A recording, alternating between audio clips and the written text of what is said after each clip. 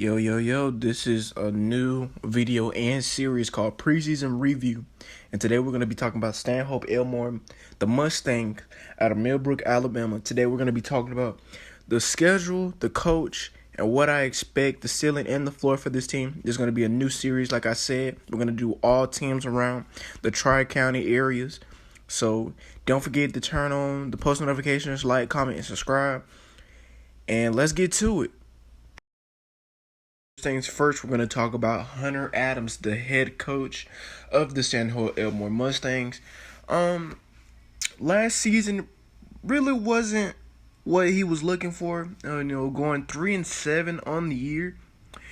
He did talk about being very explosive, being very aggressive this year on the ball. He does have a very, very young team. I will say that.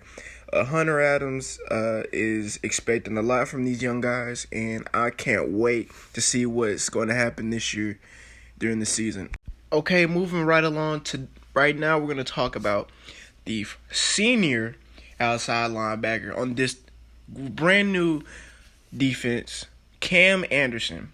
Cam Anderson had a decent season last year, had 71 total tackles, 37 solo tackles, 4 sacks, and 3 interceptions. I was kind of shocked he had that stat. But this year is going to be really Cam's year to step up to the plate and become that leader that Coach Hunter Adams is expecting him to become. He's got to be one of those guys to step up and be like, hey, we got to get the offense back on the field. Let's get stops. Let's make great plays. Let's not get penalties this year. And I expect a lot from this young man this year. A lot. Another young man on this young defensive side of the ball, he goes by the name of Jay Stone. Jay Stone had a decent season as well, finishing for 1 tackle for loss, 10 tackles, 6 solo tackles, and 1 pass defended. I got to say, this is another young leader on this side of the ball, especially on the corners. Jay Stone is just not the only good corner in this position. There will be various other guys that I will be mentioning, but Jay Stone is one that sticks out to me, and he also has to be one of those guys that be like, hey, we gotta get stops. We gotta defend these passes. Whether or not we're going to be against a guy that's 5'11" or 6'6", we gotta defend these passes. And not only defend these passes, but deflect them, or pick these balls off. I mean, just like I said with Cam Anderson, the thing that Stanhope lacked was getting stops and getting turnovers. I don't know if we were watching the same team, but I saw what I saw, and I wasn't too impressed. That's what Jay Stone and the rest of these corners have to do, is get stops, make plays on the ball, swat the ball, various other things. But I will say Jay Stone will be a masterpiece on this defense.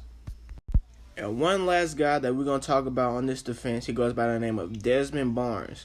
Mr. Barnes had a decent or great season, I should say, finishing at 12 tackles for loss, 4 sacks, 45 tackles, and solo 25 tackles. Now, the only thing I can say, and I will say to Mr. Barnes, is just do exactly what your coach wants you to do. Be more aggressive, be fearful, and just go out there and get stops. I mean, you guys have the ability to be one of the top 5, top 10 best 6A defense in your classification or in your region. So do those things and be a leader. Let your defensive linemen know, hey, if we want this state and we want to go to the playoffs and we want to do all these things, it starts now. It starts here. That's all you guys have to. That's all you have to do. Is be one of those leaders that will step up and put your foot down and let your guys know, hey, this got to be done and we got to do it now. And just end it off. Hey, just ball out.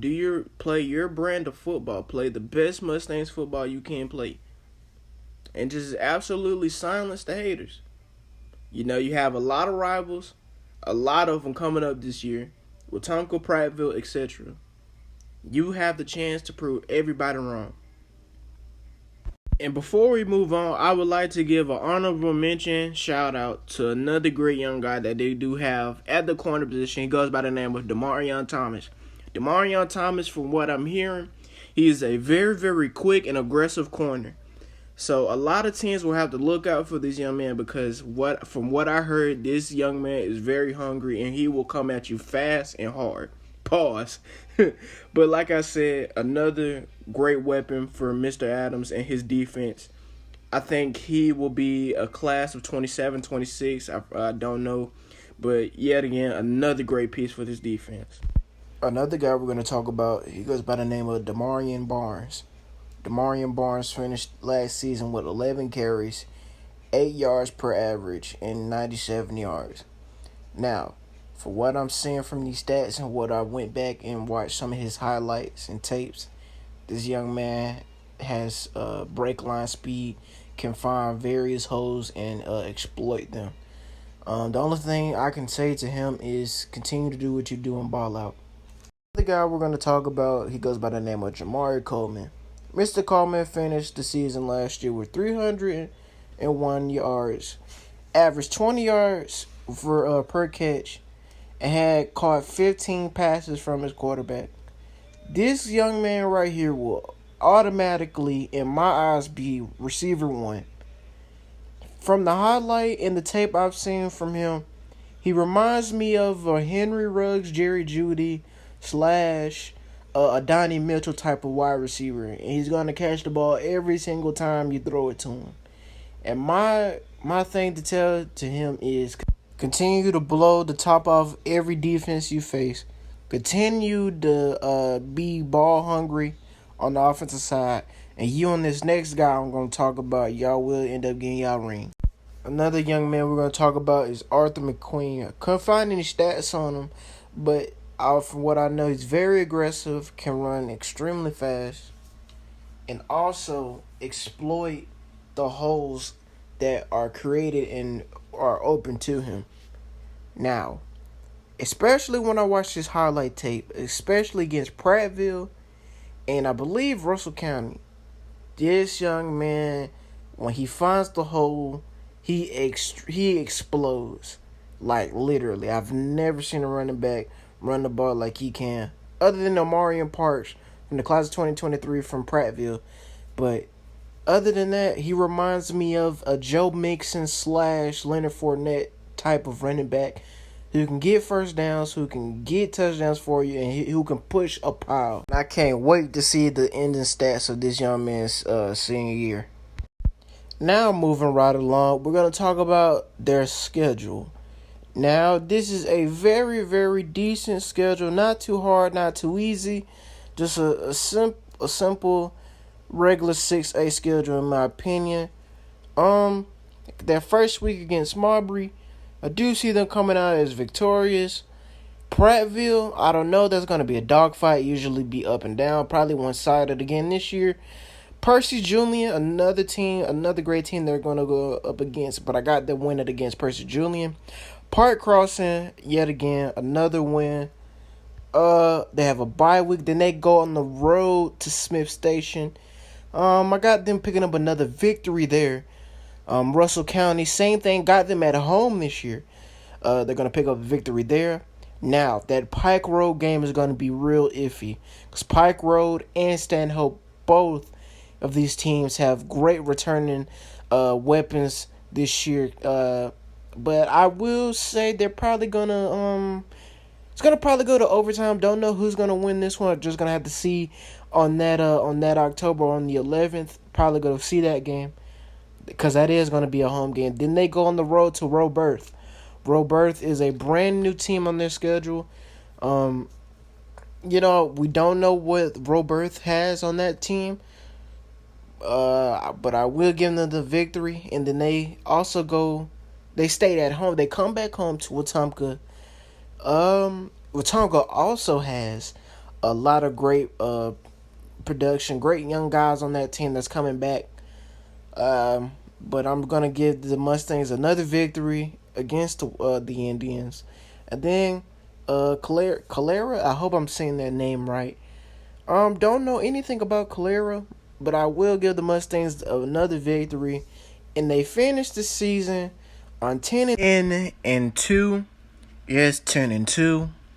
All because, like I said, that Pike Road, that Prattville game, it could be up and down, back and forth. But I do feel like they can make it to the playoffs. They can go into the playoffs aggressive. Like I said, all the guys that I've mentioned and had you guys look over, I mean, it's only up to themselves. If they shoot themselves in the foot, that's on them. But I really expect Stanhope to really finally make a playoff, finally win a playoff game, and just go out and ball out and play their brand of football. Now, you have a new quarterback, new everything, except for the coach. If I'm Coach Hunter Adams, I'm telling my guys, if you want this state, you better prove it every single week. Every single week. Just not on the field. Be eligible. Get your grades up. Do everything you need to do in order to succeed of what you want. You guys want this, so it's time for you guys to prove it. It's time for you guys to prove it. It's time to shut up and play Stanhope Elmore football. And that's what I'm looking for out of the Mustangs this year. Can they overcome? Can they get over the hump? Because every season they have played in since 2019 has always been, can we get over the hump? We're going to beat everybody. And they have failed to do that. But I'm going to end this video. Hope y'all enjoy it. I am your host. Next video, I will be doing a video on the Wetumpka Indians. Then after that, it's going to be, again, I think, Prattville or Pike Road. Then I'll be doing Carver and various other teams around the area. So stay tuned on that. Like I said, turn on post notifications, subscribe, leave a like, and comment on your thoughts on the Stanhope Elmore Mustangs. And I'll see you guys in the next one.